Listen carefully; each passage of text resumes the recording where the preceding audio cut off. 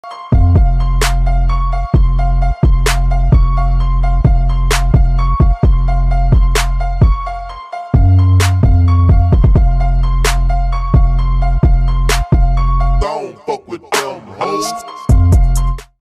horror fans, once again it is me, the Horror Miser Mani G. It's time to review another horror movie. This time we're going to review the sci-fi horror film Fried Berry. Yes!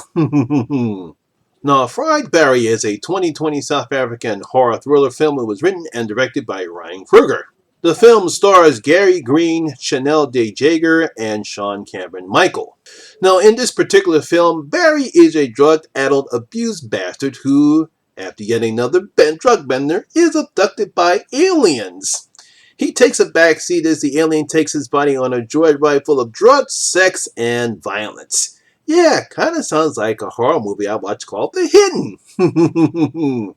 Now, when it comes to sci-fi horror, some of the underrated films in this subgenre are alien abduction films, mainly where you have the person is abducted by aliens and he's abducted by aliens, or an alien invades the person's body and they decide to go off and see humanity for the first time.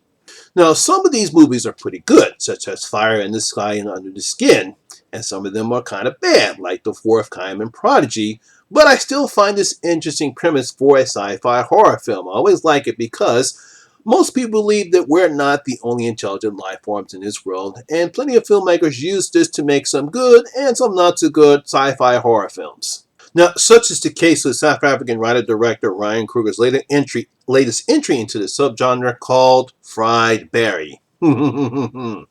Now, as I stated earlier, we're introduced to Barry. He's an abusive drug heroin addict who spends his day either getting high with his friends, drinking in the local pub, or abusing his wife Sue, and not taking care of their son. You know, his only thing in life is when am I going to get my next high, when I'm going to have sex with Sue, and drinking beer.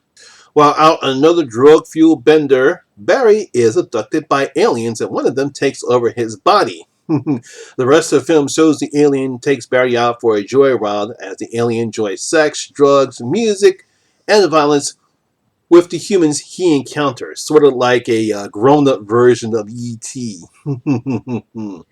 Now, one of the things I liked about this film is the psychedelic and bright color effects Ryan uses during Barry's abduction.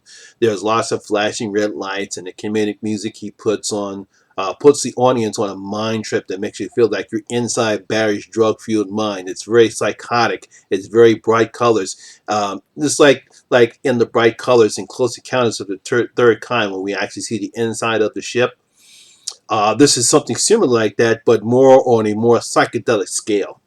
Now, even when the alien is out, whether at a dance club, having sex with prostitutes, or even walking in the middle of the streets, Ryan still used the same flashing imagery and the same heart-pounding music. There are plenty of scenes where we see the aliens just like his mind is really on fire. Perhaps that's the reason why they call it Fried Barry. It's like his mind is fried on drugs. There's like this one scene where Barry's in the club. And it looks like obviously the woman gives him ecstasy and the guy just goes spritzing out of control. And the visual effects that Ryan uses just makes you feel as though you're really in some type of a mind fuck. Now, when I was watching this movie, it's like Ryan is combining elements of The Hidden, Altered States, and also using the same color scenes that we saw in the film Mandy. The film mainly works due to the performance of South African director Gary Green. It's his facial structures, the bug-eyed space-eyed, his wild, fanatical expressions throughout the film that makes the audience believe that this guy's totally off his wall, and perhaps there is actually an alien inside of his body. He's not normal.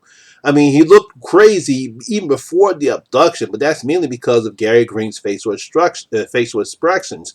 Obviously, he must have had some type of a good life, but ever since he became hooked on heroin, the man looks like he's high every minute. Another thing could be that the fact that this is the alien's first encounter with humans and doesn't know how to handle the loud music, the drugs, the sex, or even dealing with Barry's wife, Sue. There are some kind of tender moments that we get, I would say, right around the second act of the film, that we see the alien maybe kind of comprehending some of the aspects of human life. And I thought those were nice, tender moments there.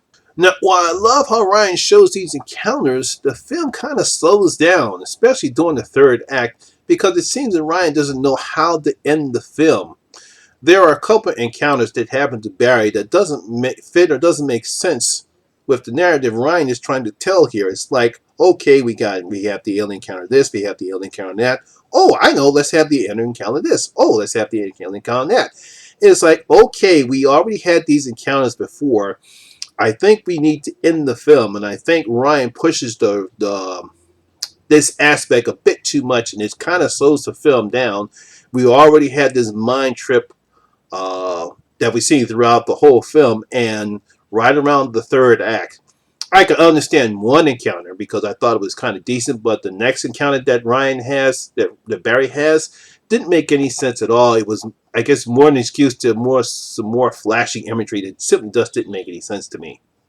Maybe it seems they wanted to pad the film's runtime, but I would have preferred to have those encounters cut and have the conclusion that we get where the film ends. I think you take out at least one of those encounters and then have the film end on how it ends, which was kind of, I guess, was kind of nice to see that type of an ending. But it just makes the film kind of drag a bit too long because there's so much you can do with this type of a plot and type of encounters that you have with this type of a subgenre that it becomes redundant and sometimes doesn't make any sense.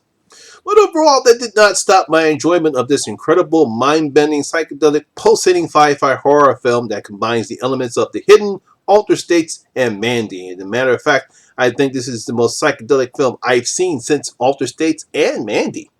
So I'm going to give Fried Barry 2.5 out of my 5 bloody gold coins. I'm going to give it 2.5 out of my 5 bloody gold coins. Yeah, we have great acting by Gary Green, the nice pulsating psychedelic imagery, but the film kind of stretches that plot a bit too long.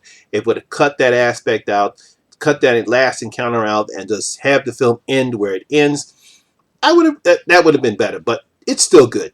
So right now, I believe Fried Barry is planning on Shudder. If you have seen it, go see it right there. But if you have seen it, what did you think about it? Did you think this was a mind trip of a film? Again, leave your comments in the comment section below and tell me what you thought about Fried Barry. And so there you have it. That is my review and video for Fried Barry. If you did like this video, please like and share because it does help out with the YouTube algorithm. And if you're new here, please hit that subscriber button and ring that notification bell. That way you'll be notified anytime when I put up new videos such as this one.